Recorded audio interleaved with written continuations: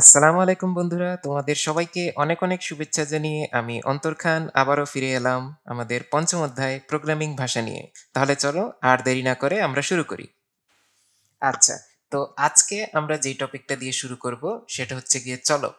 চলকটা আসলে আমাদের প্রোগ্রামিং এর একদম বলতে গেলে হার্ট অ্যান্ড সোল, ঠিক আছে? কারণ কি আমরা তো প্রোগ্রামিং দিয়ে করতেই চাচ্ছি ডাটা প্রসেসিং, ঠিক আছে? তো ডাটা কি এই ভ্যালুগুলো সবসময় চেঞ্জ হবে, ঠিক আছে? কারণ এটা দিয়ে আমরা ক্যালকুলেশন করব, ভ্যালু চেঞ্জ করতেছি, কোনো কিছু থেকে বিয়োগ দিচ্ছি, যোগ করতেছি। তো এই যে আমরা এই কাজগুলো করতেছি, তো এই ম্যাথমেটিক্সের মতোই আমরা যে ম্যাথমেটিক্সে যেরকম কি এক্স ওয়াই এরকম চলক নিতাম, নিয়ে এগুলাকে হচ্ছে স্কোয়ার করতাম, যোগ করতাম, বিয়োগ করতাম, এই ধরনের অপারেশনগুলো করতাম এগুলোর উপরে। এবং করার কারণে কি হইতো, দেখা যেত যে ইকুয়েশনে এই পাশে একটা আছে ওই পাশে একটা আছে, এগুলার কিন্তু বিভিন্ন ভ্যালু পাওয়া যেত, তাই না? এবং ভ্যালুটা এক এক সময় এক এক রকম। সেই জন্যই কিন্তু এগুলো ভেরিয়েবল বা চলক, ঠিক আছে?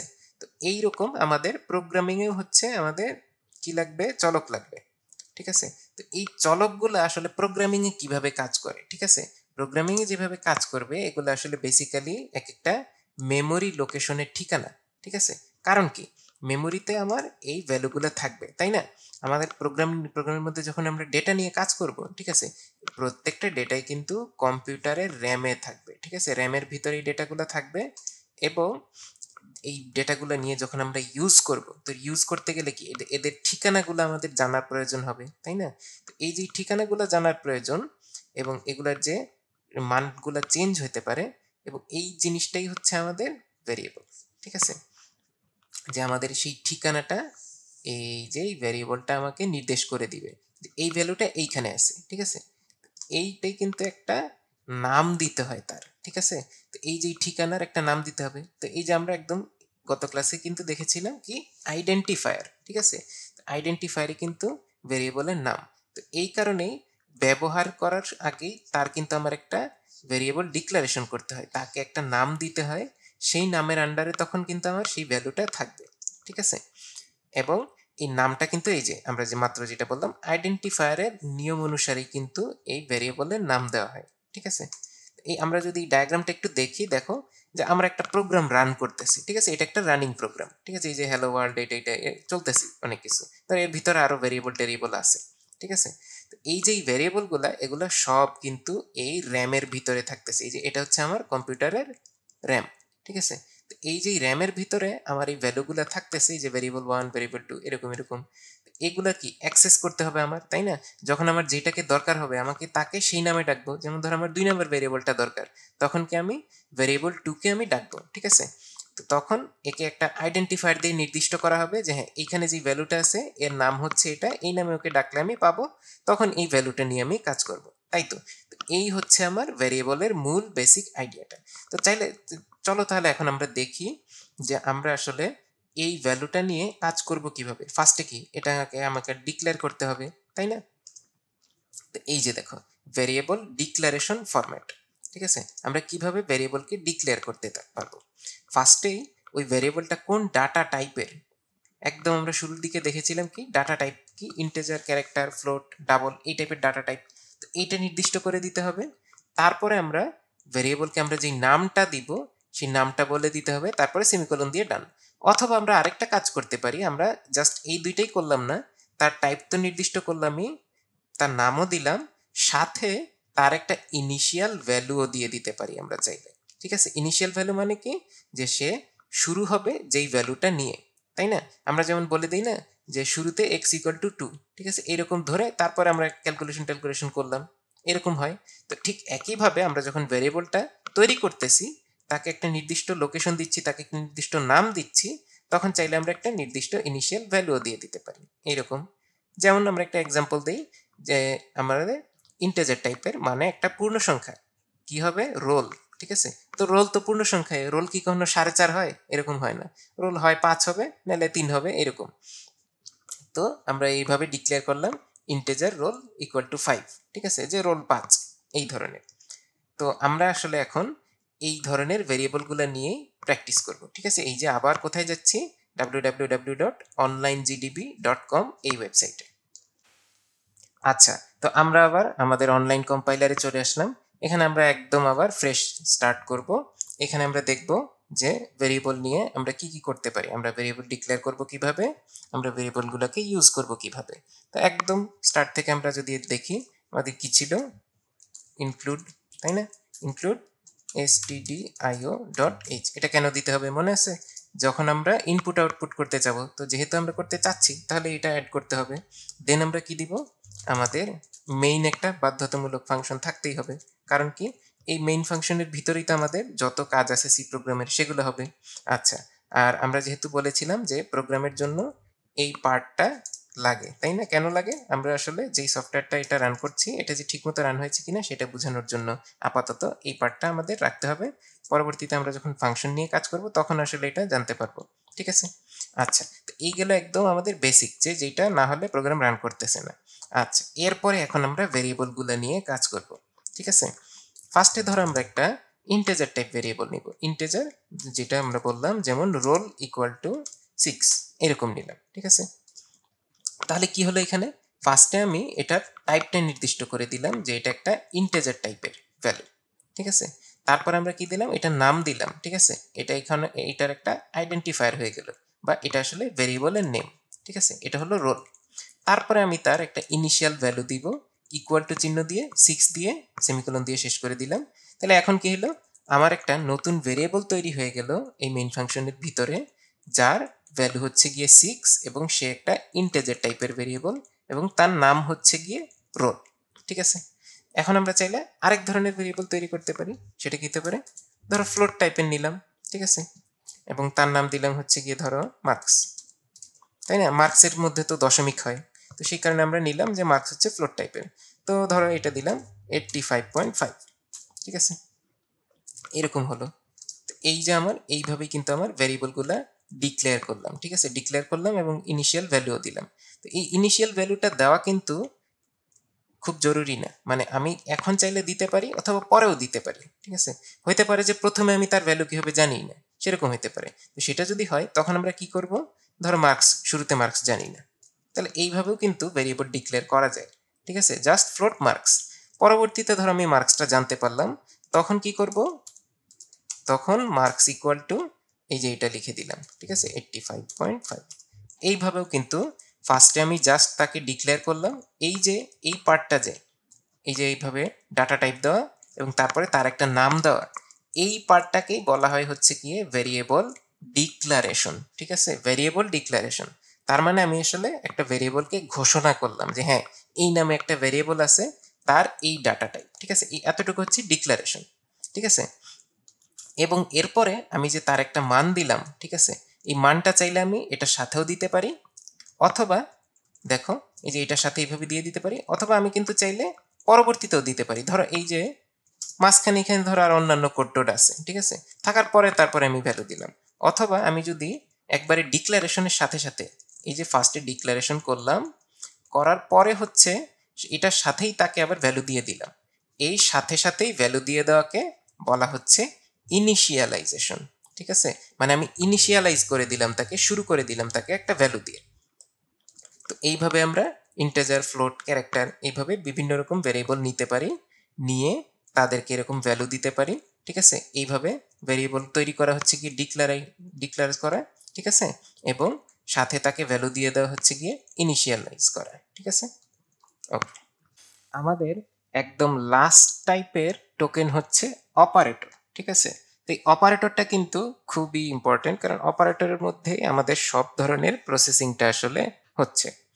ঠিক আছে? তো এর মধ্যে আসলে কি কি আছে দেখো, আমরা যে এই জিনিসটা আসলে যে কোনো ধরনের গাণিতিক এবং যৌক্তিক কাজ করার জন্য কতগুলো আমরা সিম্বল ব্যবহার করতেছি। ঠিক আছে? এই সিম্বলগুলাই কিন্তু আসলে আমাদের অপারেটর। ঠিক আছে? এবং এই অপারেটরগুলা যাকে নিয়ে কাজ করে তা আসলে অপারেন্ট বলা হয়। তো আমরা একটা এক্সাম্পল দিয়ে এই জিনিসগুলো দেখবো এখনই। দেখো, আর এই অপারেটর এবং অপারেন্ট মিলে তৈরি হয় এক একটা এক্সপ্রেশন। ঠিক আছে? তো এখন একটা এক্সাম্পল দেখি আমরা। যেমন ধরো এই যে দেখো, এখানে আসলে কি করা হয়েছে, 5 × x+y হোল স্কোয়ার। আমরা কিভাবে করছি এটাকে, এখানে আসলে এই যে x+y × x+y, তাহলে কি x+y হোল স্কোয়ার আর ইন্টু 5, তাই না? তো এইখানে আসলে দেখো, এই যে আমরা যে প্লাস করলাম, তারপরে গুণ করলাম, এগুলো কিন্তু অপারেটর। তারপরে এখানে যে এক্স আর ওয়াই এদের উপরে আমরা কাজ করছি, তাই না, যাদের উপরে কাজ করা হয়, তাহলে এগুলো হচ্ছে আমাদের অপারেন্ড। আর এখানে 5 হচ্ছে একটা কনস্ট্যান্ট, ঠিক আছে। আর এই টোটাল যে পুরো জিনিসটা, ঠিক আছে, 5 into x plus y into x plus y, এই পুরো জিনিসটা হচ্ছে আমাদের এক্সপ্রেশন, ঠিক আছে। এখন আমরা আসলে দেখব যে এই অপারেটর টোকেনগুলো কিরকম। এটা কিন্তু আমাদের লাস্ট টাইপ টোকেনের। আসলে আমরা কিন্তু অপারেন্ডের সংখ্যার উপরে ভিত্তি করে অপারেটরকে 3 ভাগে ভাগ করতে পারি, ঠিক আছে। অপারেন্ড অপারেন্ড কি ছিল? যাদের উপরে কাজ করা হয়। তাহলে দেখো, আমরা যদি অপারেন্ড একটা থাকে তাহলে এটাকে বলা হয় ইউনারি অপারেটর। যদি অপারেন্ড দুইটা থাকে বাইনারি অপারেটর, যদি তিনটা থাকে টার্নারি অপারেটর। তা এইগুলার একটু আমরা দেখি। ইউনারি কি? যেমন হচ্ছে একটা অপারেন্ড নিয়ে কাজ করে। এটা কিরকম হতে পারে? এই যে ইনক্রিমেন্ট অপারেটর আছে, ডিক্রিমেন্ট অপারেটর আছে, এইরকম। আচ্ছা, তো এরপরে কি আছে? বাইনারি অপারেটর আছে, দুইটি অপারেন্ড নিয়ে কাজ করে। তো আমাদের বেশিরভাগ অপারেটর যেগুলা arithmetic, relational, logical, assignment, bitwise, এগুলো বেশিরভাগই হচ্ছে দুইটা জিনিস নিয়ে কাজ করে। তো আমরা কিন্তু নর্মালি এরকমই দেখি যে দুইটাকে যোগ করি, দুইটাকে বিয়োগ করি একটা থেকে আরেকটা, অথবা দুইটার মধ্যে তুলনা করি। এই ধরনের অপারেটরগুলো কিন্তু বেশি অনেক। আর লাস্ট আরেক ধরনের আমরা যেটা দেখলাম যে টার্নারি অপারেটর, এটা কিন্তু আমার কি হচ্ছে, তিনটা অপারেন্ট নিয়ে কাজ করে। এটা একটু স্পেশাল টাইপের একটা অপারেটর, যেটা ম্যাথমেটিক্সে খুব কম আছে, ঠিক আছে। তোমাদের এখানে প্রোগ্রামিং এর মধ্যেও এটা আসলে একটা শর্টকাট অপারেটর আর কি, কন্ডিশনাল অপারেটর এটা। তো এটা তেমন একটা ইউজ হয় না, আমরা ওইটার এত ইনডেপথে যাব না, ঠিক আছে। ওকে, আসলে আমরা যেই জিনিসটা এখন একটু ইনডেপথে দেখব সেটা হচ্ছে কাজের প্রকৃতির উপর ভিত্তি করে অপারেটর 8 প্রকার। এই 8 প্রকারের অপারেটরগুলো আমরা এখন একটু ইনডেপথে যাব, ঠিক আছে। তো দেখো, এখানে 8 প্রকারের লিস্ট আছে: arithmetic, relational, logical, assignment, increment, conditional, bitwise এবং স্পেশাল অপারেটর। তো এগুলো আমরা একটু ওয়ান বাই ওয়ান দেখব, ঠিক আছে। ফার্স্টে আসতেছে আমাদের অ্যারিথমেটিক। একদম আমরা বেসিক, যেটা আমরা দেখলেই যেটা ভাবি অপারেটর মানে আমরা মাথায় যেটা আসে যে যোগ বিয়োগ গুণ ভাগ পার্সেন্টেজ, এগুলা, ঠিক আছে। এখানে কিন্তু পার্সেন্টেজ আসলে হচ্ছে মডুলাস, ঠিক আছে। এই মডুলাস আমরা এই যে গত ক্লাসের এক্সাম্পলই তো আমরা দেখলাম যে মডুলাস আসলে কি করা হয়। মডুলাস হচ্ছে আমাদের ভাগশেষ বের করার জন্য এইখানে, ঠিক আছে। এটা কিন্তু আবার এই যে গোলায় ফেলুন যে পার্সেন্টেজ মানে যে সুদের পার্সেন্টেজ, ওইটা ওইটা কিন্তু না। এটা হচ্ছে মডুলাস অপারেটর। আর এমনিতে কিন্তু এই যে যোগ বিয়োগ, তারপরে ভাগ গুণ, এগুলো কিন্তু সেম জিনিস, ঠিক আছে। গুণ করার জন্য, ভাগ করার জন্য, যোগ করার জন্য, বিয়োগ করার জন্য যা আছে তাই ঠিকই আছে। আর এটা হচ্ছে মডুলাস, এটা কি ভাগ শেষ বের করবে, ঠিক আছে, ভাগ শেষ এটার জন্য। এগুলো হচ্ছে আমার অ্যারিথমেটিক অপারেটর। এটা হচ্ছে আমার এক ধরনের। ওকে, এরপরে আছে আবার কি ম্যাথমেটিক্যাল, ঠিক আছে। তো এই গাণিতিক অপারেটরগুলোই কিন্তু আমাদের দেখা যায় যে অনেক বেশি কাজে লাগে। যেমন দেখো, এখানে যে গাণিতিক এক্সপ্রেশনগুলো আছে, a x square plus b x plus c, বা হচ্ছে কি y equal to a to the power n to the power m, বা y equal to root over b square minus four a c, ঠিক আছে।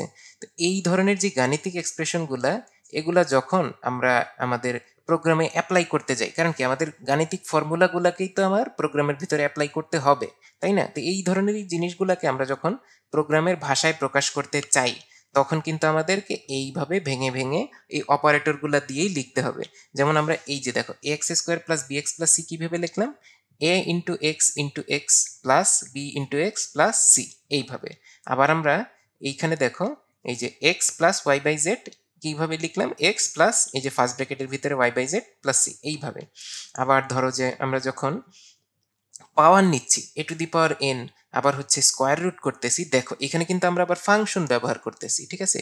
এই যে পিও ডাব্লিউ, এই পিও W হচ্ছে গিয়ে পাওয়ার ফাংশন, ঠিক আছে, কোনো একটা কিছুতে পাওয়ার উঠানোর জন্য। আবার স্কোয়ার রুট করার জন্য দেখো এস কিউ আর টি, স্কোয়ার রুট নিচ্ছি। অথবা এইরকম অ্যাবসোলুট ভ্যালু নেওয়ার জন্য আমি কিন্তু এবিএস এই ফাংশনগুলো ইউজ করতেছি। তো এইভাবে আমার এই ম্যাথমেটিক্যাল এক্সপ্রেশনগুলো দিয়ে কিন্তু আমরা এইরকম ফর্মুলাকে এইভাবে প্রোগ্রামে প্রকাশ করতে পারবো। তো এই যে এখন প্রশ্ন আসতে পারে যে পাওয়ার, স্কোয়ার রুট, এবি, এগুলা কোত্থেকে আসলো। এই ফাংশনগুলা কিন্তু আসলে এরকম একটা স্ট্যান্ডার্ড লাইব্রেরি আছে, math.h স্ট্যান্ডার্ড লাইব্রেরি। এই স্ট্যান্ডার্ড লাইব্রেরি আমরা এই যে এতক্ষণ তো দেখলাম খালি এই যে stdio.h, তাই না, stdio.h, আমরা খালি এতক্ষণ এইটার ইউজ দেখছি। তো এটার মতোই এটাও আরেকটা হচ্ছে গিয়ে স্ট্যান্ডার্ড লাইব্রেরি, ঠিক আছে। এটা হচ্ছে math.h। এইটার ভিতরে আমরা এরকম ম্যাথের অনেকগুলা ফাংশন পাবো, যেগুলা ব্যবহার করে আমাদের এরকম ম্যাথমেটিক্যাল ফর্মুলাগুলাকে আমাদের প্রোগ্রামিং ল্যাঙ্গুয়েজে আনতে হবে। তো এই জিনিসটা কিন্তু একটু ইম্পর্টেন্ট, তোমাদের এই টেবিলটা তোমরা এটা একটু ভালো করে দেখবা, কারণ এই ধরনের এক্সপ্রেশনগুলো কিন্তু তোমাদের পরীক্ষায় কাজে লাগবে, ঠিক আছে? কারণ আমাদের এইভাবেই এক্সপ্রেশনগুলো দিতে হবে। ওকে, আচ্ছা। তো এরপরে আমরা আসতেছি রিলেশনাল অপারেটরে। রিলেশনালটা অপারেশনটা কিভাবে হচ্ছে এটা, যে এটা আসলে দুইটা জিনিসের মধ্যে তুলনা করবে, যা সোজা কথায় দুইজনের মধ্যে কম্পারিজন করবে। এটা হতে পারে যে এ কি বি এর থেকে ছোট, ধরো এই যে এর সাথে বি এর তুলনা করলো, তাহলে এ কি বি এর থেকে ছোট কিনা, বা এ কি বি এর থেকে ছোট নাকি সমান, এই যে লেস দেন অর ইকুয়াল, নাকি বড় নাকি সমান, নাকি পুরাই সমান, যে এ ইকুয়াল টু বি, ঠিক আছে? তাহলে কি এ আর বি এর সমান নাকি, অথবা নট ইকুয়াল টু, যে সমান না। তো এই ধরনের যে কম্পারিজনগুলো, সেগুলো কিন্তু এই রিলেশনাল অপারেটর দিয়ে করা হয়। তো এই ধরনের কম্পারিজন করার পরে এটার ভ্যালুটা কিন্তু হয় ইয়েস অথবা নো, ঠিক আছে? কারণ কি, হয় এ বি এর থেকে ছোট হবে, নাইলে হবে না, তাই না? হয় ইয়েস হবে নাইলে নো হবে। তো এই যে এই ধরনের রিলেশনাল অপারেটরের অ্যান্সার কিন্তু হয় ইয়েস অথবা নো, ঠিক আছে? তো এটা আরেক ধরনের অপারেটর। আচ্ছা, এরপরে গেল আমরা লজিক্যাল অপারেটর। লজিক্যাল অপারেটর ওই যে আমরা একদম চ্যাপ্টার 3-তে যে জিনিসগুলো শিখছিলাম না, যে আমাদের লজিক কিভাবে কাজ করে, আমরা তো তখন অনেক কিছু দেখছি লজিক নিয়ে। তো সেই যে অ্যান্ড অর নট, এই যে সেই তিনটা অপারেশন, যে এই তিনটা অপারেশন কিন্তু এই লজিক্যাল অপারেটরগুলো দিয়ে করা হচ্ছে। তো এইটা দিয়ে আমরা ওই যে লজিকের সত্য মিথ্যা ট্রু ফলস নিয়ে যত ধরনের কাজ আছে সেগুলো কিন্তু করতে পারবো এখানে, ঠিক আছে? এটা গেল আরেক ধরনের অপারেটর। আচ্ছা, এরপরে আমাদের ওইটাও অনেক বেশি কাজে লাগে, অ্যাসাইনমেন্ট অপারেটর। কারণ কি, অ্যাসাইনমেন্ট দিয়ে কোনো একটা ভেরিয়েবলের মান নির্ধারণ করে দেওয়া হয়, ঠিক আছে? কারণ একটা ভেরিয়েবলের মধ্যে মানটা ইনপুট দিতে গেলে তো আমাদের অ্যাসাইনমেন্ট অপারেটর লাগবেই। তো সেটাই যে দেখো আমরা কি করলাম, এই যে অ্যাসাইনমেন্ট অপারেটর এরকম হইতে পারে যে এ ইকুয়াল টু এইটা, তাহলে কি, ধরো আমরা এইরকম লিখলাম এ ইকুয়াল টু ধরো 5, তাহলে কি হচ্ছে, এই যে এ যে এর ভিতরে এই 5 ভ্যালুটা ঢুকে যাচ্ছে। আবার আমরা চাইলে এইভাবে করতে পারি যে এ প্লাস ইকুয়াল 1, তাহলে আসলে ব্যাপারটা কি হলো, এটা কিন্তু আসলে শর্ট হ্যান্ড, ঠিক আছে? শর্ট হ্যান্ডটা আসলে এটার জন্য, যে আমরা আসলে বলতে চাচ্ছি a is equal to a plus 1, তার মানে এর আগে যেই ভ্যালু ছিল, যেমন ধরো আগে 5 ছিল, সেটার সাথে 1 যোগ করে দেন কত হলো 6, এই 6 এখন হচ্ছে এর ভিতরে চলে যাবে, ঠিক আছে? এখন এর ভ্যালু 6 হয়ে গেল। তো এই ধরনের যত রকম ভ্যালু ঢুকানো আছে ভেরিয়েবলের ভিতরে, সেগুলো কিন্তু আমরা এই অ্যাসাইনমেন্ট অপারেটরগুলো দিয়ে করব, ঠিক আছে? তো এটা হচ্ছে আরেক ধরনের অপারেটর। আচ্ছা, তারপরে একটু মিস্টিক টাইপের একটা অপারেটর, ইনক্রিমেন্ট ডিক্রিমেন্ট অপারেটর, ঠিক আছে? এটা কোনো কিছুর ভ্যালুকে আসলে বাড়ায় অথবা কমায় এক এক করে, ঠিক আছে? 1 প্লাস করবে অথবা 1 মাইনাস করবে, ঠিক আছে? তো এই 1 বাড়ানো 1 কমানো এই কাজটা আসলে প্রোগ্রামিং ভিতরে অনেক বেশিবার করা লাগে, তো সেই কারণে করছে কি, একটা নতুন অপারেটরই বানায় ফেলছে, ঠিক আছে? যে যখন আমি 1 বাড়াইতে যাব তখন প্লাস প্লাস লিখে দিব, যখন 1 কমাইতে যাব তখন মাইনাস মাইনাস লিখে দিব। তো এই প্লাস প্লাস মাইনাস মাইনাস এই চিহ্নগুলো আবার চাইলে আমরা ভেরিয়েবলের আগেও দিতে পারি অথবা ভেরিয়েবলের পরে দিতে পারি, ঠিক আছে? এক্স মাইনাস মাইনাস অথবা প্লাস প্লাস ওয়াই। তো এই জিনিসগুলোকে আমরা যদি আগে দেই তাহলে এদেরকে বলা হয় প্রি, ঠিক আছে? প্রি ইনক্রিমেন্ট, পোস্ট ইনক্রিমেন্ট, এই যে দুই রকম, ঠিক আছে? আমি যদি পরে দেই তাহলে এটা হবে গিয়ে পোস্ট ইনক্রিমেন্ট, আর আমি যদি আগে দেই তাহলে হবে গিয়ে প্রি ইনক্রিমেন্ট বা ডিক্রিমেন্ট, বাড়ানো কমানো। তো এখন আমরা এটার একটা একটু কোডের এক্সাম্পল দেখব, ঠিক আছে? আবার আমরা onlinegdb.com চলে যাব। আচ্ছা, তো এখন আমরা ইনক্রিমেন্ট ডিক্রিমেন্ট অপারেটরের কি দেখব, একটা এক্সাম্পল দেখব। তো ফার্স্টে আমরা দুটা ভেরিয়েবল নিয়ে নেই, ঠিক আছে? যেহেতু আমরা ইনক্রিমেন্ট ডিক্রিমেন্ট করব, ধরো আমরা নিলাম ইন্টেজার এক্স এবং ইন্টেজার ওয়াই, ঠিক আছে? এবং একটার যে কোনো একটা ভ্যালু দিয়ে দিলাম, ধরো এক্স ইকুয়াল টু 5 দিয়ে দিলাম ভ্যালু, ঠিক আছে? এক্স এর ভ্যালু হচ্ছে 5, ওয়াই এর আমি কিন্তু এখনো কোনো ভ্যালু দিইনি, আমরা জাস্ট দুইটা ভেরিয়েবল ডিক্লেয়ার করে নিছি এবং এক্স এর হচ্ছে ভ্যালু দিয়ে দিছি। এখন যদি আমি এইটা লিখি এক্স প্লাস প্লাস, ঠিক আছে? এক্স প্লাস প্লাস লিখলাম, তাহলে এটা কিন্তু আসলে আমার ইনক্রিমেন্ট অপারেটর, ঠিক আছে? এই ইনক্রিমেন্ট অপারেটরে এখন আমরা কি হবে, এক্স এর ভ্যালুটা বেড়ে যাচ্ছে, তাহলে এক্স এর ভ্যালু যদি আগে 5 হইতো, ঠিক আছে, তাহলে এখন তার ভ্যালু হয়ে যাবে 6। তো এটা আমরা একটু চেক করে দেখতে পারি কিভাবে, আমরা সেটাকে প্রিন্ট এফ করে দেখবো, তাই না? তো এইখানে আমরা আগেই বলেছিলাম যে ইন্টেজার ভ্যালুকে আমরা যদি শো করতে চাই তাহলে কি দিব, %d, তাই না? দিয়ে ধরো আমরা x এর নামটা দিয়ে দিচ্ছি, এখানে কমা দিব, তারপরে x দিয়ে দিব, ঠিক আছে। আর এখানে চাইলে আমরা কিন্তু আরো এক্সট্রা টেক্সট লিখতে পারি, যেমন x ইকুয়াল টু মানে x কোলন তারপর স্পেস দিয়ে এইটা %d লিখলাম। তাহলে এই যেই জায়গায় %dটা লিখবো আমি, সেইখানে কিন্তু এই x এর ভ্যালুটা চলে আসবে, ঠিক আছে, এই প্রিন্টএফ এর মধ্যে। আচ্ছা, এখন যদি আমি এটাকে রান করি, ঠিক আছে, এই দেখো আমার কিন্তু ভ্যালু চলে আসছে যে x এর ভ্যালু হচ্ছে 6, তাই না? আবার আমি ধরো এবার y কে ডিক্রিমেন্ট করতে চাই, ঠিক আছে, ধরো আমি লিখলাম y ইকুয়াল টু 7, ঠিক আছে, বা y ইকুয়াল টু 8 লিখলাম। এখন আমি ধরো দিলাম যে y মাইনাস মাইনাস, ঠিক আছে, y মাইনাস মাইনাস। তাহলে এখন যদি আমি y এর ভ্যালু শো করতে চাই, ঠিক আছে, ধরো এখন আমি y এর ভ্যালু শো করব y, ওকে। তাহলে এখন এটাকে রান দিয়ে দেখি আমরা কি হয়। এই যে দেখো আমার y এর ইনিশিয়াল ভ্যালু ছিল 8, ঠিক আছে, 8, কিন্তু আমি যখন y মাইনাস মাইনাস করলাম তখন ভ্যালু হয়ে গেল আমার কত, এই যে এখানে যখন শো করলাম 7। এটা আমরা চাইলে এখানেও টেস্ট করতে পারি, যেমন ধরো এই যে প্রিন্টএফ লাইনটা, এটা আমি কপি করে নিলাম, কপি করে এখানে পেস্ট করে দিলাম। তো সেটা যদি এখন আমি রান করি, দেখো এখানে কিন্তু এখন দুইটা ভ্যালু চলে আসছে। প্রথমে এই যে যখন এইখানে ছিল এই প্রিন্টএফ, এখানে তখন ভ্যালু কত ছিল y এর, y ইকুয়াল টু 80 ছিল, তাই না? এই কারণে দেখো ফার্স্টে যে জিনিসটা শো করতেছে সেটা হচ্ছে গিয়ে y এর ভ্যালু 8। তারপরে যখন আমি আবার প্রিন্টএফ করলাম, কিন্তু তার আগে কিন্তু কি করছি, y মাইনাস মাইনাস করে ফেলছি, ডিক্রিমেন্ট। এইখানে আমি যখন প্রিন্টএফ করব তখন দেখো কি হয়, আমার y এর ভ্যালু কিন্তু এখানে এই যে 7 হয়ে গেছে, তার মানে 1 কমে তারপরে যখন এই প্রিন্টএফটা আসছে তখন এই ভ্যালুটা আসছে। তো এই হচ্ছে আমার ইনক্রিমেন্ট এবং ডিক্রিমেন্ট অপারেটর। এবং ফাইনালি ইনক্রিমেন্ট ডিক্রিমেন্ট অপারেটরের পরের আমাদের লাস্ট যেই টাইপের অপারেটর, সেটা হচ্ছে গিয়ে বিটওয়াইজ অপারেটর। এই বিটওয়াইজ অপারেটর আসলে কি করে, এটা বিট বাই বিট অপারেশন করে যে কোনো দুইটা সংখ্যার উপরে, ঠিক আছে। তো বিট বাই বিট বলতে কি হতে পারে, যেমন ধরো আমি যদি একটা সংখ্যা নিলাম, এটা হচ্ছে ধরো তোমার 3, ঠিক আছে। তো এটা যদি আমি বাইনারিতে প্রকাশ করতে চাই তাহলে কি হবে, ধরো আমি 3 ডিজিট বাইনারি নিলাম, তাহলে কি হচ্ছে, এটা 0 1 1, তাই না?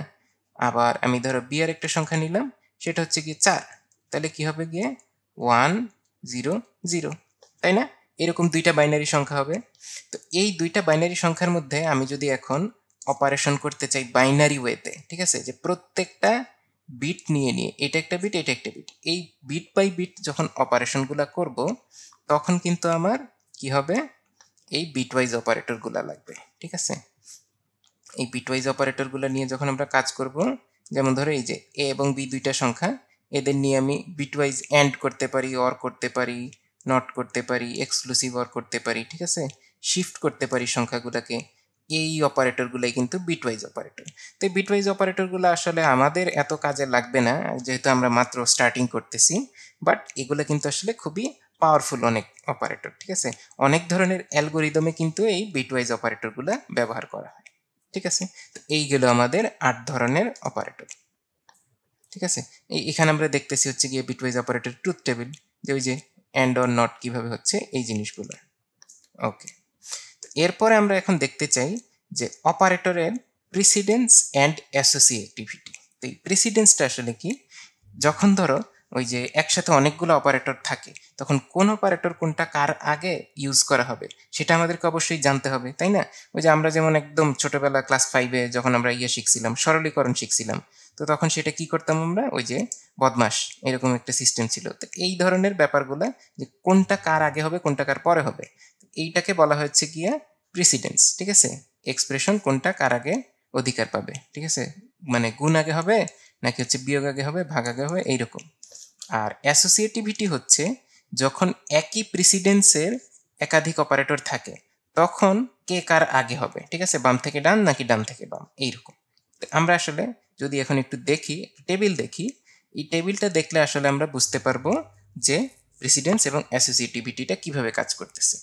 যেমন আমাদের এই যে ব্র্যাকেটগুলা, ঠিক আছে, এই ব্র্যাকেটগুলো হচ্ছে গিয়ে সবার আগে আমরা অধিকার পাবে। তো এই কারণে আমরা করি কি, এরকম ব্র্যাকেট দিয়ে আলাদা করে দিচ্ছি, ঠিক আছে, ধরো থার্ড ব্র্যাকেট দিলাম বা ফার্স্ট ব্র্যাকেট দিলাম, এইরকম এগুলা দিয়ে কিন্তু আমরা সেট করে দিচ্ছি যে আমরা কে কার আগে অধিকার পাচ্ছে। তারপরে আবার কি হচ্ছে, তারপরে দেখা যাচ্ছে যে যোগ বিয়োগ নট এইগুলা আগে হয়। ঠিক আছে, তারপরে হচ্ছে আমার গুণ হয়, ভাগ হয়, এইরকম। ঠিক আছে, তো তোমরা এরকম যখন কোনো একটা কমপ্লেক্স ইকুয়েশন নিবা, ঠিক আছে, তো তখন কিন্তু এই জিনিসটা মাথায় রাখতে হবে, ইকুয়েশনে আগে কি গুণ করতে হচ্ছে নাকি আগে বিয়োগ হচ্ছে, এইরকম। ঠিক আছে, এগুলা কিন্তু অ্যাসোসিয়েটিভিটির মধ্যে পড়বে। ঠিক আছে, এটা হচ্ছে এই যে প্রিসিডেন্সের মধ্যে পড়বে, এবং আমার কি হবে, লেফট টু রাইট নাকি রাইট টু লেফট, এই জিনিসগুলো। তো এটা এত কমপ্লেক্স, এত কিছু মনে রাখার কিন্তু আমাদের দরকার নেই। আমরা যখন খুব সিম্পল আমরা ইকুয়েশনগুলো লিখবো, তখন কিন্তু আমরা ওই যে ফার্স্ট ব্র্যাকেট দিয়ে আলাদা করে করে আসলে আমরা খুবই ক্লিয়ারলি এক্সপ্লেইন করে দিব। তো এই ব্যাপারটাতে যাতে কোনো কনফিউশন না থাকে, আমরা জাস্ট জানার জন্য দেখলাম যে আমাদের প্রেসিডেন্স এবং অ্যাসোসিয়েটিভিটি জিনিসটা কীরকম, কে কার আগে আসবে এবং কিভাবে আসলে ক্যালকুলেশনগুলো হয়। ঠিক আছে, আচ্ছা, এখন আমরা আসবো হচ্ছে গিয়ে ইনপুট আউটপুটে। ঠিক আছে, ইনপুট আউটপুট নেওয়ার জন্য তো ইনপুট আউটপুট কিন্তু দুই ধরনের হয়, আনফরম্যাটেড ইনপুট আউটপুট। ঠিক আছে, এটার জন্য কয়েকটা ফাংশন আছে, যেমন কি গেট ক্যারেক্টার, পুট ক্যারেক্টার। এগুলা কি করে, একটা করে ক্যারেক্টার ইনপুট নেয়, একটা করে ক্যারেক্টার আউটপুট দেয়। আবার কি আছে, গেট এস, পুট এস, পুরো একটা লাইন ইনপুট নেয়। ঠিক আছে, এক লাইন টেক্সট ইনপুট নেয়, তারপরে আবার কি এক লাইন টেক্সট আউটপুট দেয়, এরকম। আর আরেকটা যেটা formatted input output, formatted input output আমরা যেই ফাংশনটা ব্যবহার করব, স্ক্যানএফ এবং প্রিন্টএফ। তো এই জিনিসগুলো এখন আমরা একটু ডিটেইলসে দেখব। ঠিক আছে, ফার্স্টে আমরা যেটা দেখতে চাচ্ছি আনফরম্যাটেড ইনপুট আউটপুট। তাহলে এই আনফরম্যাটেড ইনপুট আউটপুটে যেই জিনিসটা হয়, প্রোগ্রামার আসলে সে জানে না যে কি টাইপের ডেটা আসলে তার কাছে আসবে। ঠিক আছে, প্রোগ্রামার সেটা সেট করে দিতে পারে না, তো সেই কারণে ডেটাটা যা আসবে ঠিক সেইভাবেই ইনপুট নিয়ে নিবে, সেটা হচ্ছে আনফরম্যাটেড। ঠিক আছে, তো আমরা যদি ধরো গেট ক্যারেক্টার, এটা এই যে গেট CHAR, ঠিক আছে, এই ফাংশনটার কথা চিন্তা করি, এটা হচ্ছে একটা ক্যারেক্টার ইনপুট নিবে। এটা কি আসলে ইন্টিজার টাইপের ডাটা হচ্ছে নাকি ক্যারেক্টার টাইপের ডাটা হচ্ছে, এটা এক্স্যাক্টলি কোন টাইপের ডাটা, এটা কি কোনো সংখ্যা নাকি কোনো অক্ষর নাকি অন্য কিছু, এটা সে জানে না। সে জাস্ট একটা ক্যারেক্টার ইনপুট নিবে, একটা অক্ষর ইনপুট নিবে অক্ষর হিসেবে। ঠিক আছে, এইখানে একটা প্রোগ্রাম আমরা দেখতে পাচ্ছি, দেখো এই প্রোগ্রামটা আমরা একটু পরেই প্র্যাকটিস করব। ঠিক আছে, আমরা এই আনফরম্যাটেড ব্যাপারটা আগে দেখে নিই, তারপরে আমরা প্র্যাকটিসে চলে যাব। ঠিক আছে, এরপরে আমরা দেখো আবার গেটেস। ঠিক আছে, এটা হচ্ছে একটা পুরো লাইনকে ইনপুট নিবে। একটু আগে আমরা কোনটা দেখলাম, এটা কি নিবে, একটা ক্যারেক্টারকে ইনপুট নিবে। আর এইখানে আমরা যেটা দেখতেছি, পুরো একটা লাইনকে টেক্সট হিসেবে ইনপুট নিয়ে নিবে। ঠিক আছে, তাইলে এখন চলো আমরা প্র্যাকটিসে চলে যাই। আচ্ছা, তো এখন আমরা হচ্ছে আনফরম্যাটেড ইনপুট আউটপুটের একটা এক্সাম্পল দেখব। ঠিক আছে, তো ফার্স্টে আমরা দেখি যে আনফরম্যাটেড ক্যারেক্টার ইনপুট আউটপুট। তাহলে সেটার জন্য কি আমাদের একটা ক্যারেক্টার ভেরিয়েবল লাগবে, তো আমরা নিয়ে নিই ক্যারেক্টার, ধরো এটার নাম দিলাম সি। ঠিক আছে, সি নামে একটা ক্যারেক্টার ভেরিয়েবল। এখন এটাতে আমরা ইনপুট নিব, ইনপুট ফাংশনটা কি ছিল, গেট ক্যারেক্টার, তাই না, গেট CHAR। তো আমরা এটা লিখবো সি ইজ ইকুয়াল টু, মানে সি এর মধ্যেই তো ভ্যালুটা রাখবো, দেখো গেট CHAR। ঠিক আছে, তাহলে কি হবে, আমার এই গেট ক্যারেক্টার ফাংশনটা তখন ইনপুট থেকে একটা ক্যারেক্টার নিবে। ঠিক আছে, ইনপুটে সে প্রথম যেই ক্যারেক্টারটা পাবে সেটাই ইনপুট হিসেবে নিবে, নিয়ে সেটা সিতে রাখবে। তো এই যে সিতে যে সেই ক্যারেক্টারটা রাখলো, এটা আসলে আমরা দেখতে চাই। তাহলে কি করতে হবে, আমরা যখন আবার একটা সিঙ্গেল ক্যারেক্টার আনফরম্যাটেড আউটপুট দিব, সেটা কি আবার দিব, পুট ক্যারেক্টার। ঠিক আছে, এই ফাংশনটা দিয়ে সেটার মধ্যে এই যে সি দিলাম। তা আমি যে আসলে এটাই দুইবার আউটপুট দিতে চাই। ঠিক আছে, তো এটা দিয়ে দিলাম, ধরো এই যে দেখো পুট ক্যারেক্টার দুইবার দিলাম, যে আমি একবার নিলাম, নেওয়ার পরে দুইবার আউটপুট দিব। তাহলে এখন যদি আমি এই প্রোগ্রামটাকে রান করি, দেখো কি হয়, এই যে এইবার দেখো এখানে কিন্তু অন্য আর কোনো লেখা আসতেছে না, আমার থেকে ইনপুট চাওয়ার জন্য সে বসে আছে। তো এই জায়গায় এখন আমি ক্লিক করে, ঠিক আছে, এখন আমি এখানে টাইপ করব। তো এখানে আমি টাইপ করলাম ধরো এ, দিয়ে তারপরে আমি এন্টার দিলাম, দেওয়ার পরে দেখো কি হইলো, দুইটা এ চলে আসলো, এই যে পরপর দুইটা। কারণ কি, আমার প্রথমে গেট ক্যারেক্টার দিয়ে এটাকে ইনপুট নেওয়া হয়েছে। ঠিক আছে, এই যে গেট ক্যারেক্টার দিয়ে এই এ ক্যারেক্টারটাকে ইনপুট নেওয়া হয়েছে এই সি এর ভিতরে। ঠিক আছে, অথবা সি না দিয়ে আমি ধরো CH দিলাম এটার নাম। ঠিক আছে, CH এই ভেরিয়েবলটা। এরপরে এটাকে ইনপুট নিয়ে সে কি করলো, দুইবার পুট ক্যারেক্টার করছে, ঠিক আছে, তার মানে দুইবার আউটপুট দিছে। এই কারণে এ একবার ইনপুট দেওয়ার সাথে সাথে দুইটা এ পাশাপাশি চলে আসছে। এটা গেল আমার কি একটা সিঙ্গেল ক্যারেক্টার ইনপুট আউটপুট, ঠিক আছে। এটা গেট ক্যারেক্টার এবং পুট ক্যারেক্টার এই ফাংশন দুইটা দিয়ে করা হয়। এখন যদি আমরা পুরো এক লাইন টেক্সট নিয়ে এই কাজটা করতে চাই, সেটা কিভাবে হবে? সেটাও কিন্তু অলমোস্ট সেম জিনিসই, বাট অন্য আরেকটা কি করতে হবে, অন্য আরও দুইটা ফাংশন ইউজ করতে হবে। এবং সেটার জন্য আমার যেহেতু হচ্ছে এক লাইন টেক্সট, ঠিক আছে, সেটার জন্য আমার কিন্তু অন্য একটা জিনিস ইউজ করতে হবে, সেটা আমরা আরও পরে শিখব। এখন আমরা যদি দেখি লিখলে দেখো কি হয়। এটা কিন্তু ক্যারেক্টার টাইপেরই, ঠিক আছে, ডেটাটা ক্যারেক্টার টাইপেরই। এখানে আমরা একটা নামও দিব, ধরো দিলাম টেক্সট। তারপরে আমরা যেটা করব, থার্ড ব্র্যাকেট দিয়ে এর ভিতরে কতগুলা ক্যারেক্টার আসলে এখানে আছে সেটা আমি লিখে দিব, ঠিক আছে। ধরো 40 দিলাম। তো এটা আসলে যেটা হবে ব্যাপারটা, এটা অ্যাকচুয়ালি একটা অ্যারে, ঠিক আছে। এবং অ্যারে নিয়ে আমরা জানবো হচ্ছে এই লেকচারের শেষের দিকে, ঠিক আছে। ফাংশনের আগে আমরা অ্যারে নিয়ে পড়াশোনা করব। তো এইখানে যেটা হচ্ছে যে আসলে 40টার মতো ক্যারেক্টার এখানে ধরবে, ঠিক আছে, 40টা ক্যারেক্টার এখানে ধরবে এক লাইন টেক্সটের মধ্যে। আমি লিমিট করে দিলাম এইরকম। তাহলে আমি কিন্তু আরো বড় করতে পারি, যে 100টা ধরবে সেটাও সম্ভব। আমি দিলাম ছোট একটা, যে 40টা, ঠিক আছে, 40টা ক্যারেক্টারের এক লাইন টেক্সট হবে। এইটা হচ্ছে, এটা ডিফাইন করলাম, যে এইখানে জায়গা নিয়ে নিলাম, ঠিক আছে। এটাও কিন্তু একটা ভেরিয়েবল ডিফাইন করা। এরপরে আমি এখন যেই ফাংশনটা ইউজ করব সেটা হচ্ছে গিয়ে গেট এস এবং পুট এস, ঠিক আছে। তো আমি এখন এখানে নিয়ে নিই, ধরো গেট এস, সেটা যেই জিনিসটা আমি মাত্র ডিফাইন করলাম, এই যে টেক্সট, ঠিক আছে, গেট এস নিলাম এটা, এবং পুট এস। এখন ঘটনা হচ্ছে যে আমি যেই লাইনটা লিখবো সেটাকে আমি দুইবার আসলে শো করতে চাই, তাই সেটাও এইটা করলাম, এইভাবে দিয়ে দিলাম। এখন ঘটনা হচ্ছে আসলে এই যে গেটেস এবং পুটেস ফাংশনগুলো, এগুলো কিন্তু অনেক আগেকার দিনের ফাংশন। এখন এটা আসলে ইনসিকিউর, এবং এই কারণে দেখো এখন কম্পাইল করতে গেলে একটু এরর দেখাবে। আমি যদি রান করি, এই যে দেখো, এই যে এখন আমাকে ওয়ার্নিং দিচ্ছে, ঠিক আছে, the gets function is a dangerous and should not be used. এবং আসলেও কিন্তু তাই। যদিও আমরা এখন একদম বেসিক শিখতেছি, তাই আমরা বেসিক ফাংশনটা ইউজ করব, বাট পরবর্তীতে এটার আরও সিকিউর ফাংশন তৈরি হয়েছে, তো এখন সবাই কিন্তু ওইগুলো ইউজ করে। বাট আমাদের একদম বেসিক শেখার জন্য, যেহেতু আমরা আনফরম্যাটেড বেসিক ইনপুট আউটপুট দেখতেছি, সেই জন্য এটাই আমরা ইউজ করব, ঠিক আছে। তো এই গেটেস পুটেস ফাংশন, এইখানে কিন্তু আমার কাছে আবার ইনপুট চাচ্ছে। তো আমি যদি এখন দেখি, ধরো হাই দেয়ার, ঠিক আছে, এটা লিখলাম, এটা লিখে আমি এন্টার দিলাম। এই যে দেখো, আমি একবার লিখলাম হাই দেয়ার, এরপরে কিন্তু আমার এই যে বাকি যেই দুইবার আমার কাছে কিন্তু আউটপুট চলে আসলো। এটাই ছিল আমাদের আনফরম্যাটেড ইনপুট আউটপুট কিভাবে নিতে হয়, হয় এটা ক্যারেক্টার হবে অথবা এটা ওয়ান লাইন অফ টেক্সট হবে, এরকম। তো এতক্ষণ আমরা দেখেছিলাম কি আমাদের আনফরম্যাটেড ইনপুট আউটপুট। তো এখন আমরা যেটা দেখবো, দেখো ফরম্যাটেড ইনপুট আউটপুট। এইবার হচ্ছে প্রোগ্রামার হিসেবে তুমি আসলে সেট করে দিতে পারবে যে আমাদের ইনপুট আউটপুটটা আসলে কোন ডেটা টাইপের হবে, ঠিক আছে। এবং সেইটা নির্দিষ্ট করে দেওয়ার জন্য কিন্তু আমাদের যেই জিনিসটা লাগবে সেটা হচ্ছে এই ফরম্যাট স্পেসিফায়ার। এই যে এতক্ষণ আমরা দেখছিলাম কি যে প্রিন্টএফ স্ক্যানএফ দিয়ে আমরা ইনপুট নিতে পারবো, আউটপুট দিতে পারবো, ঠিক আছে। তো এই স্ক্যানএফটা আমরা এখনো দেখি নাই, বাট আমরা এখনই দেখবো, ঠিক আছে। আমরা এতক্ষণ কি দেখেছিলাম, শুধু প্রিন্টএফ, এবং প্রিন্টএফ দিয়ে আমরা একটা দুইটা এক্সাম্পল দেখেছিলাম, যেটার মধ্যে আমরা কিন্তু বলেছিলাম যে ডেটা টাইপটা নির্দিষ্ট করে দিতে হয়। কেন? এই যে কারণ এটা হচ্ছে আসলে আমার ফরম্যাটেড আউটপুট ফাংশন, ঠিক আছে। সেই জন্যই এখন আমরা যদি দেখো এই টাইপগুলো আসলে কি কি, আমরা যদি ক্যারেক্টার টাইপের ডেটা আউটপুট দিতে চাই, তখন কি করতে হবে, %c এইটা লিখতে হবে। এই যে প্রিন্টএফ ফাংশনের ভিতরে দেখো উদাহরণে লেখা আছে %c। আবার আমরা যদি ইন্টিজার টাইপের ডেটা ইনপুট আউটপুট নিতে চাই, তো তখন সেটা নির্দিষ্ট করে দেওয়ার জন্য যে হ্যাঁ আমি আসলে ইন্টিজার টাইপের একটা পূর্ণ সংখ্যা টাইপের কিছু একটা ইনপুট নিব অথবা আউটপুট দিব, সেটার জন্য আমার কিন্তু কি দিতে হবে, %d।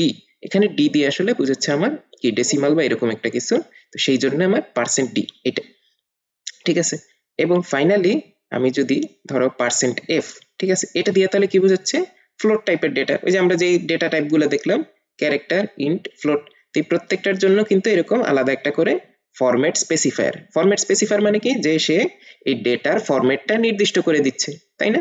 তো এই জিনিসগুলো আমরা এখন এই প্রিন্টএফ স্ক্যানএফ ফাংশনের ভিতরে ব্যবহার করে আমরা ডাটা ইনপুট নিব এবং আউটপুট নিব ফরম্যাটেড উপায়ে। এখন ফার্স্টে আমরা দেখব কি স্ক্যানএফ ফাংশনের কাজগুলো, ঠিক আছে? তো এখন আমরা চলে যাব প্র্যাকটিসে। তো এখন চলো তাহলে আমরা দেখে ফেলি যে কিভাবে আমরা এই স্ক্যানএফ এবং প্রিন্টএফ ফাংশন দিয়ে ফরম্যাটেড ইনপুট আউটপুট নিতে পারি। তো ফার্স্টে আমরা কিছু ভেরিয়েবল ক্রিয়েট করে নিই, যেমন ধরো ইন্টিজার টাইপের একটা ভেরিয়েবল নিলাম, ধরো নাম দিলাম আমি মাই ইন্টিজার, ঠিক আছে? আর এটার একটা ভ্যালু আসলে দেওয়া যায়, ধরো এটার ভ্যালু দিলাম 6 এরকম। তারপরে আমরা একটা ফ্লোট নিতে পারি, ঠিক আছে? ফ্লোট নিলাম মাই ফ্লোট, এটার একটা ভ্যালু দিয়ে দিই ধরো 5.5, ঠিক আছে? তারপরে ধরো একটা ক্যারেক্টার নিলাম, ক্যারেক্টার টাইপের ডেটা, ঠিক আছে? এটা জাস্ট আমরা নিয়ে নিলাম, ধরো সিএইচ ক্যারেক্টার, এটা দিলাম হচ্ছে আমি ধরো এ, ঠিক আছে? এই আমরা 3 ধরনের ডেটা টাইপ নিয়ে নিলাম এবং নিয়ে সেগুলোর একটা ইনিশিয়াল ভ্যালু দিয়ে দিচ্ছি। ওকে, এখন যদি আমরা এই ডেটা টাইপগুলোকে প্রিন্ট করতে চাই, মানে স্ক্রিনে শো করতে চাই, আউটপুট হিসেবে দিতে চাই, তখন কি করতে হবে? প্রিন্টএফ ফাংশন ব্যবহার করতে হবে, তাই না? এই প্রিন্টএফ ফাংশনটা ব্যবহার করতে গেলে দেখো আমার কি করতে হবে, প্রত্যেকটা আলাদা আলাদা ডেটা টাইপের জন্য প্রত্যেকটা আলাদা আলাদা ফরম্যাট স্পেসিফায়ার, মাত্রই তো আমরা দেখলাম। এগুলা এই যে এই প্রিন্টএফ ফাংশনের প্রথমে কোটেশনের ভিতরে দিতে হবে, তাই না? তো এইখানে দেখো এই কোটেশনের ভিতরে আমি কিন্তু চাইলে নর্মাল টেক্সট লিখতে পারি, এ বি সি ডি এগুলা, ঠিক আছে? এগুলা দিলে কি হবে, এগুলা কিন্তু এইভাবেই আউটপুট করবে, তাই না? আমি যদি এই যে দেখো এবিসিডি লিখে আমি এটাকে রান করি, রান দিলাম, আমার কিন্তু সেই আউটপুট হিসেবে সেই এবিসিডিটাই আসতেছে, তাই না?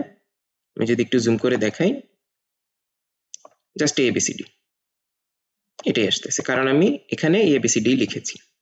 এইখানে এখন যদি আমি আসলে কোনো একটা ডেটা আউটপুট দিতে চাই, তখন কিন্তু সেই এক্সাক্ট ডেটার ফরম্যাট স্পেসিফায়ারটা দিতে হবে। এখানে যেমন আমি আমার যেই ফ্লোট ভেরিয়েবলটা ছিল, ঠিক আছে, ফ্লোটিং পয়েন্ট বা দশমিক সংখ্যা সহ ছিল যেটা, সেটা আমি দিতে যাচ্ছি, তাহলে %f লিখবো আমি, তাই তো?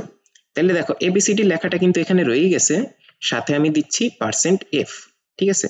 তার মানে আসলে প্রিন্ট ফাংশনটাকে আমি এটাই এখন বুঝাতে চাচ্ছি যে আমার সাথে একটা ফ্লোট ভেরিয়েবল আউটপুট হিসেবে যাবে, ঠিক আছে? ঠিক এই জায়গায় ফ্লোট ভেরিয়েবলটা দিয়ে রিপ্লেস হয়ে যাবে ভ্যালুটা, ঠিক আছে?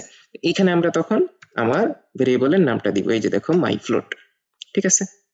তাহলে কি হলো, এখন প্রিন্টএফ এবিসিডি, এখন এবিসিডি প্রিন্ট হবে, এরপরে %f যে লেখা এখানে আসলে তখন কম্পাইলার বুঝতে পারবে যে হ্যাঁ আসলে এই যে মাই ফ্লোট, আমার যে ফ্লোট ভেরিয়েবলটা ছিল এটার আউটপুটটা এখন এইখানে বসে যাবে। এখন যদি এটা আমি রান করি, দেখো এই যে এবিসিডি 5.5 এইরকম চলে আসলো, ঠিক আছে? ধরো এবিসিডি না দিয়ে দিলাম ভ্যালুজ, ঠিক আছে, এইরকম। তো এখন যদি এটার সাথে আমি আমার ধরো ইন্টিজারের ভ্যালুটাও দিতে চাই, তখন কি দিতে হবে আমার %d, তাই তো? এবং একই সিরিয়ালে তখন কমা দিয়ে দিই, এই যে দেখো এখানে কমা দিচ্ছি, এখানে আবার আরেকটা কমা ছিল একবারে শুরুতে, কমা দিয়ে এখন লাস্টে যেটা ছিল ওই সিরিয়ালেই %d, ঠিক আছে? তো তখন আমার এইখানে আবার কি ইন্টিজার ভ্যালুটা দিতে হবে, তো এখানে আমি দিলাম মাই ইন্টিজার, ঠিক আছে? তো এখন যদি আমরা রান করি দেখো কি হয়, দেখো এই যে ভ্যালুজ, প্রথমে দেখা গেল কি আমার এই যে আমার ফ্লোটের ভ্যালুটা দেখাচ্ছে, ঠিক আছে, যে ভগ্নাংশওয়ালা সংখ্যাটা ছিল, এরপরে এই যে 6, ঠিক আছে, এটা কোনটা ছিল, ইন্টিজারটা, ইন্টিজারের ভ্যালুটা দেখাচ্ছে। তো এরপরে যদি আমি আসলে আমার ক্যারেক্টারটাকেও দেখাতে চাই, ধরো এখানে দিলাম %c, তার মানে এখানে একটা ক্যারেক্টার ডেটা অন্য শো করবে, তাহলে কি করতে হবে, এইখানে কমা দিয়ে এবার আমার ক্যারেক্টারের ভ্যারিয়েবলের নামটা দিয়ে দিতে হবে, এই যে ch, তাই না? এই যে ch ছিল 7 নম্বর লাইনে, দেখো এটাও দিয়ে দিলাম। এখন যদি আমরা রান করি তাহলে কি হচ্ছে, এই যে আমার যে ভগ্নাংশ ভ্যালুটা ছিল সেটাও আছে, ইন্টিজার ভ্যালুটা ছিল সেটাও চলে আসছে, এবং ফাইনালি আমার যে ক্যারেক্টার ভ্যালুটা ছিল সেটাও এখানে শো করতেছে। এইটা গেল আমার কি ফরম্যাটেড আউটপুট, তাই না? যে এক্স্যাক্টলি কোন ভ্যালুটা কোথায় দিতে চাচ্ছি, কিভাবে দিতে চাচ্ছি, এগুলা সব এখানে চলে আসবে, ঠিক আছে? এখন আমার তো আসলে শুধু আউটপুট দিলেই হবে না, আমার তো ইনপুটটাও নিতে হবে। প্রোগ্রামের কাজই তো হচ্ছে ইনপুট নিয়ে প্রসেস করে আউটপুট দেওয়া। তাহলে ইনপুটটা কিভাবে নিব, আমরা আসলে বলি না যে ওই যে স্ক্যান করে এটা ডকুমেন্টটা কম্পিউটারে নিয়ে আসি এরকম, তো এখানেও কিন্তু আমরা ভ্যালু স্ক্যান করে ইনপুট হিসেবে নিব। ঠিক আছে, সেটার জন্য আমাদের কি লাগবে, সেটার জন্য আমাদের লাগবে হচ্ছে গিয়ে স্ক্যান এফ। ঠিক আছে, স্ক্যান এফ নামে একটা ফাংশন লাগবে আমাদের। সেটা যদি আমরা করি, দেখো স্ক্যান এফ, এই যে। তো এখন এই স্ক্যানএফ ফাংশনের মধ্যে আবারও আমি আসলে ঠিক কোন ধরনের ডাটাটা স্ক্যান করে ইনপুট নিতে চাচ্ছি সেটা আগে নির্দিষ্ট করে দিতে হবে। এটা যদি আমি কোটেশন মার্ক দিলাম, দিয়ে এখন এর ভিতরে আমি ঠিক কোন টাইপের ডাটা, এটা কি ইন্টিজার নাকি ফ্লোট নাকি ক্যারেক্টার, সেটা নির্দিষ্ট করে দিব।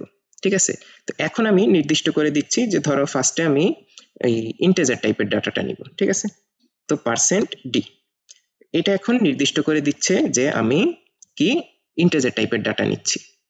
এখন যেই ভ্যারিয়েবলের ভিতরে তোমার ছিল এই যে মাই ইন্ট, এইটার নামটা লিখতে হবে। কিন্তু এখানে একটা ডিফারেন্স আছে। ঠিক আছে, প্রিন্টএফ এ যেমন কমা দিয়ে নামটা লিখলেই হয়ে যেত, কিন্তু স্ক্যানএফ এর ক্ষেত্রে এখানে যেহেতু ভ্যালুটা নিয়ে সেই অ্যাড্রেসে রাখবে, সেই জন্য একটা স্পেশাল সিম্বল ইউজ করতে হয়। সিম্বলটা হচ্ছে গিয়ে অ্যান্ড চিহ্ন। এই যে অ্যান্ড এর একটা চিহ্ন আছে না, এই সিম্বলটা সেই ভ্যারিয়েবলের নামের আগে বসাইতে হবে স্ক্যানএফ ফাংশনের জন্য। কারণ এখানে একটা স্পেশাল কেস আছে, স্ক্যানএফ ফাংশন হচ্ছে সেই ভ্যালুটাকে নিয়ে তারপর এটার মধ্যে রাখবে, তো সেই জন্য তার আসলে এই ভ্যারিয়েবলের অ্যাড্রেসটা প্রয়োজন হয়। ঠিক আছে, যে ঠিক কোন অ্যাড্রেসে নিয়ে রাখবে। তো এটা হচ্ছে গিয়ে আরেকটু হায়ার লেভেলের সি প্রোগ্রামিং গিয়ে যখন তোমরা দেখবা যে এটাকে আসলে বলা হচ্ছে যে সেই অ্যাড্রেসের পয়েন্টার। এই ধরনের পয়েন্টার নিয়ে যখন তোমরা একটু পড়াশোনা করবা তখন জানতে পারবে। তো এখন আমাদের বেসিক কেসের জন্য কিন্তু এতটুকু জানলেই হবে যে আমরা এখানে জাস্ট স্ক্যানএফ ফাংশনকে এই ভেরিয়েবলের অ্যাড্রেসটা তাকে দিচ্ছি, এই কারণে একটা এন্ড চিহ্ন দিব এখানে স্ক্যানএফ ফাংশনে। আর বাকি সবকিছু কিন্তু পুরাই প্রিন্ট ফাংশনের মতন, যে এই যে এটা ফরম্যাট সেট করে দিলাম, ভেরিয়েবলের নাম দিলাম, এখানে কমা দিলাম, বাকি সবকিছু সেম। ঠিক আছে, এইভাবে আমি এখন স্ক্যানএফ করে আমার ইন্টিজার ভ্যালুটা ইনপুট নিব। নেয়ার পরে আমি ধরো এই যে বাকি জিনিসগুলো রিমুভ করে দিই, তাহলে বুঝতে সুবিধা হবে। আমি শুধু হচ্ছে গিয়ে আমার ইন্টিজার ভ্যালুটা আউটপুট দিব। তাহলে দেখো এখন কি হচ্ছে, ফার্স্টে ইন্টিজার ভ্যালু একটা ছিল 6 ছিল। ঠিক আছে, এরপরে আমরা আসলে স্ক্যানএফ করে নতুন একটা ভ্যালু ইনপুট নিলাম, তারপরে ফাইনালি আমরা সেই ভ্যালুটাকে আউটপুট হিসেবে দেখাবো। এখন আমরা চাইলে কিন্তু ইনপুট দিয়ে এটাকে চেঞ্জ করে ফেলতে পারবো। দেখো আমি কি করি, এই যে রান দিলাম, এখন কিন্তু আমার থেকে ইনপুট চাইতেছে। ঠিক আছে, এখন আমি ইনপুট দিলাম ধরো 89। ঠিক আছে, দিয়ে দিলাম, এই যে এখন দেখো কি হলো আমার, যদিও এই যে মাই ইন্টিজার প্রথমে ভ্যালু কত ছিল, শুধুমাত্র 6 ছিল না, এই যে 6 ছিল ভ্যালু, কিন্তু তারপরে যখন আমার থেকে স্ক্যানএফ দিয়ে ইন্টিজারের ভ্যালুটা ইনপুট নিয়ে নিছে, তখন কিন্তু আমি দিছি এটার ভ্যালু 89 করে। ঠিক আছে, 89 করে ভ্যালু চেঞ্জ করে দিছি। তারপরে যখন প্রিন্টএফ করলো তখন কিন্তু ভ্যালু চেঞ্জ হয়ে 89 হয়ে গেছে, এখন সেই আগের ভ্যালু 6 কিন্তু আর নাই। ঠিক আছে, তো এইভাবে কিন্তু আমরা ভেরিয়েবল তৈরি করে সেটাতে ভ্যালু ইনপুট নিতে পারবো এবং সেটাতে আউটপুটও দিতে পারবো। একই রকম ব্যাপার হবে আমার যদি কি নেই, একটা ফ্লোট ভেরিয়েবল নেই, তাহলে কি হবে %f, তাই না, স্ক্যানএফ %f, এবং কি হতে হবে, ভেরিয়েবলটা দিতে হবে সেই আমার ফ্লোট ভেরিয়েবলটা, ফ্লোট, সেটা দিলাম। এখন আমরা যদি সেটার ভ্যালুটা দেখতে চাই তাহলে কি সেখানেও %f, আর কি মাই ফ্লোট, এটা এরকম দিয়ে এখন যদি আমরা রান দেই, এখন আমার কাছে আবার ইনপুট চাচ্ছে। এবার ধরো আমি দিয়ে দিলাম গিয়ে 77.65, মানে 65। ঠিক আছে, দিলাম এন্টার। এই যে দেখো এখানে একটা মজার জিনিস হয়েছে, এখন খেয়াল করে দেখো, এই যে ভ্যালুসে 77.65, কিন্তু পরে দেখো এটা কি হয়েছে, 000 পরে একটা 2 চলে আসছে। অ্যাকচুয়ালি ওই যে আমরা যে ফ্লোট ইউজ করছি এটার হচ্ছে লিমিটেড প্রিসিশন। ঠিক আছে, লিমিটেড প্রিসিশনের জন্য কি হয়, এখানে দেখো একটা এরর চলে আসছে, রাউন্ডিং এরর বলে। কম্পিউটারে কিন্তু আসলে এই ধরনের রাউন্ডিং এরর গুলা খুবই কমন। তো এইটা হচ্ছে গিয়ে সাথে একটা আমরা এক্সেপশন কেসও দেখে ফেললাম। তো যাই হোক, তো এই ছিল আমাদের ফরম্যাটেড ইনপুট আউটপুটের একদম বেসিক ইন্ট্রোডাকশন। ফাইনালি আজকে ছোট আর দুইটা টপিক দেখে আমরা আজকের ক্লাসটা শেষ করে ফেলবো। ঠিক আছে, তো আমরা তো মাত্রই দেখলাম যে আমরা কিভাবে ফরম্যাটেড আউটপুটটা দিতে পারি, তাই না, ইনপুট আউটপুটটা। তো এই ফরম্যাটেড আউটপুটের মধ্যে আরো কিছু স্পেশাল ফরম্যাটিং ক্যারেক্টার কিন্তু আছে। ঠিক আছে, যেমন আমরা যদি একটা লাইন থেকে নতুন আর একটা লাইনে টেক্সট আউটপুট করতে চাই, তাহলে আমরা তো নরমালি কি করি, এন্টার চেপে নেক্সট লাইনে যাই, তাই না? কিন্তু প্রিন্টএফ ফাংশনে আমরা আসলে নেক্সট লাইনে কিভাবে যাব? ঠিক আছে, একই রকম ভাবে ট্যাবটা কিভাবে দিব, অথবা আমরা যদি কোনো ধরনের কোটেশন মার্ক দিতে চাই, আমরা কি করি, প্রিন্টএফ ফাংশনের ভিতরেই তো হচ্ছে আমরা কি কোটেশন মার্কটা লিখি। তো এখন সেটার ভিতরে যদি আমি কোটেশন মার্ক সরাসরি লিখতে চাই, তাহলে কি হবে, কম্পাইলার কনফিউজ হয়ে যাবে যে আসলে টেক্সটটা কি লিখতেছে। সেই জন্য এই ধরনের স্পেশাল ক্যারেক্টারগুলোকে শো করার জন্য আমরা কিছু ব্যাকস্ল্যাশ ক্যারেক্টার ব্যবহার করি। ঠিক আছে, স্পেশাল ক্যারেক্টার বা ব্যাকস্ল্যাশ ক্যারেক্টার বলা হয়। সেটা হচ্ছে গিয়ে ধরো এরকম স্ল্যাশ এন দিয়ে, ব্যাকস্ল্যাশ এন দিয়ে বুঝায় আউটপুট নতুন লাইনে শো করার জন্য, স্ল্যাশ টি দিয়ে বুঝায় ট্যাব দেওয়ার জন্য, ঠিক আছে, স্ল্যাশ কোটেশন মার্ক দিয়ে যে হ্যাঁ আসলে আমি ডাবল কোটেশন শো করব। এই ধরনের জিনিসগুলো আসলে আমার আসবে। ঠিক আছে, তো এটা আমরা এই একটু পরেই একটা ডেমোতে দেখবো, আর তার আগে আমরা ছোট আরেকটা টপিক দেখে নিই, তারপরে একসাথে দুইটা ডেমো করব। ঠিক আছে, সেটা হচ্ছে আসলে কমেন্ট করা। কমেন্ট কি ছিল, কমেন্ট আসলে আমরা প্রোগ্রামের ভিতরে নিজে একটা লেখা কিছু, যেটা কম্পাইলার নিজে কিন্তু সে পড়ে দেখবে না, বাট আমাদের নিজেদের বোঝার জন্য। এবং কমেন্ট লেখাও কিন্তু এক ধরনের ডকুমেন্টেশন। ঠিক আছে, তো এই কমেন্ট কিন্তু দুই ভাবে লেখা যায়, সিঙ্গেল লাইন কমেন্ট এবং মাল্টি লাইন কমেন্ট। ঠিক আছে, সিঙ্গেল লাইন কমেন্ট কি, এরকম ডাবল স্ল্যাশ দিয়ে আমরা এক লাইন যেটা লিখবো সেটা কম্পাইলার ইগনোর করে যাবে, এবং প্রোগ্রামারের নিজের বোঝার জন্য বা অন্য কোনো কাউকে বোঝানোর জন্য সেটা থেকে যাবে। আবার মাল্টি লাইন কমেন্টটা দেখো এইরকম স্ল্যাশ দিয়ে স্টার্ট হবে, স্ল্যাশ স্টার্ট, তারপরে ধরো এক লাইন, দুই লাইন, তিন লাইন তুমি যত লিখলা, তারপরে আবার স্টার্ট দিয়ে স্ল্যাশ, এইভাবে এন্ড করবে। তো চলো তাহলে এখন আমরা এই দুইটা জিনিস দেখে আজকের ক্লাসটা শেষ করে ফেলি, যে কমেন্টস কিভাবে লিখে এবং আমরা এই স্পেশাল ক্যারেক্টারগুলোকে কিভাবে আউটপুটে দিতে পারবো। ঠিক আছে, ওকে, তো প্রথমে আমরা দেখি কিভাবে আমরা স্পেশাল ব্যাকস্ল্যাশ ক্যারেক্টারগুলো প্রিন্টএফ ফাংশনে ব্যবহার করি। ঠিক আছে, তো প্রিন্টএফ ফাংশনটা নিলাম, এখানে আমি এখন কোটেশন দিলাম, দেওয়ার পরে আমরা এখন দিতে যাচ্ছি, ধরো আমি দুই লাইন টেক্সট লিখবো এই একটা প্রিন্টএফ ফাংশন দিয়ে। তাহলে ধরো এটা হচ্ছে গিয়ে ফার্স্ট লাইন অফ কোড। ঠিক আছে, এরপরে আমি এন্টার চেপে নতুন লাইনে যেতে চাই, তাই না? সেটা আসলে জিনিসটা হবে এরকম ব্যাকস্ল্যাশ এন। ঠিক আছে, দেওয়ার পরে এটা হবে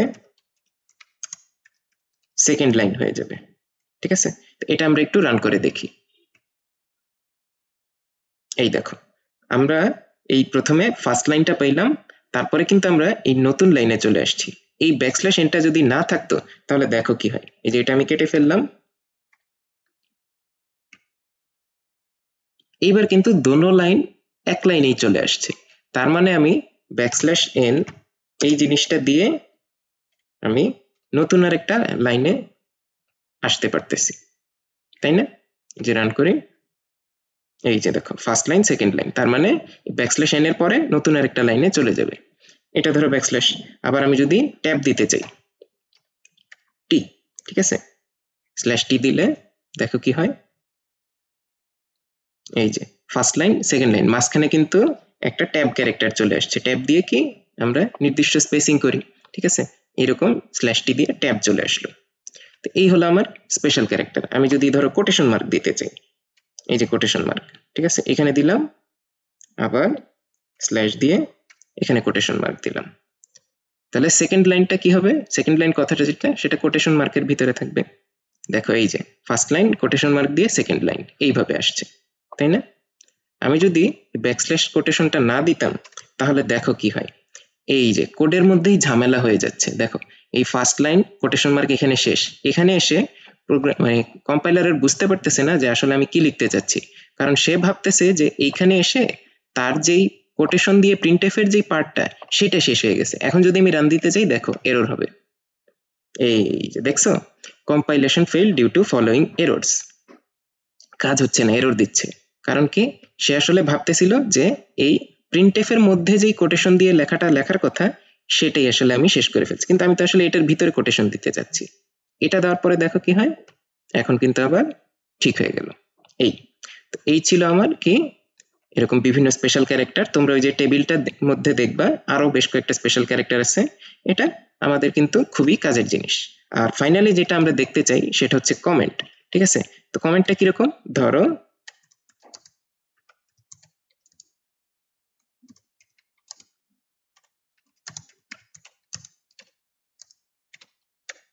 এইরকম হইতে পারে যে আমি আসলে ব্যাখ্যা করে দিচ্ছি যে আমার এই প্রিন্টএফ ফাংশনটা আসলে কি করতেছে, ঠিক আছে?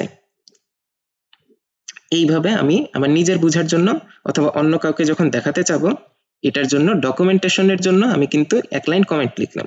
এই কমেন্টটা কিন্তু আমার কোনো কিছু চেঞ্জ করবে না, এইখানে যা ছিল যেভাবে কাজ করতেছিল আমার কোড কিন্তু সেইভাবেই কাজ করে যাবে, ঠিক আছে? এই যে ফার্স্ট লাইন ছিল, সেকেন্ড লাইন ছিল, সেকেন্ড লাইনে কোটেশন ছিল, এইটা কিন্তু একই রকম।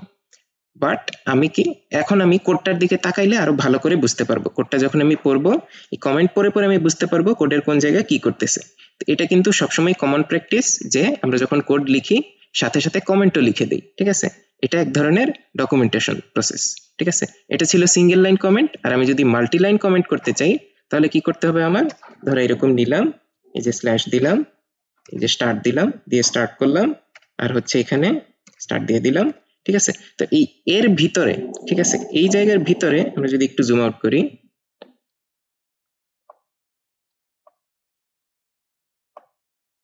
দেখো এই যে এই লাইন নাম্বার 6 এবং 8 এর ভিতরে আমরা যা লিখবো হাবিজাবি যাই লিখি, ঠিক আছে, এক লাইনের পর আরেক লাইন অনেক লিখতে পারবো, ছোট একটা প্যারাগ্রাফও লিখে ফেলতে পারবো, সেইখানে কিন্তু কি হবে, এটা কমেন্ট হিসেবেই কাউন্ট হবে, ঠিক আছে? এই ছিল আমার কমেন্টিং এবং স্পেশাল ক্যারেক্টার আউটপুট। সো বন্ধুরা, এই ছিল আমাদের আজকের লেকচার। আশা করি বিষয়গুলো তোমরা বুঝতে পেরেছ। মনোযোগ দিয়ে এতক্ষণ আমার সাথে থাকার জন্য তোমাদের অনেক অনেক ধন্যবাদ।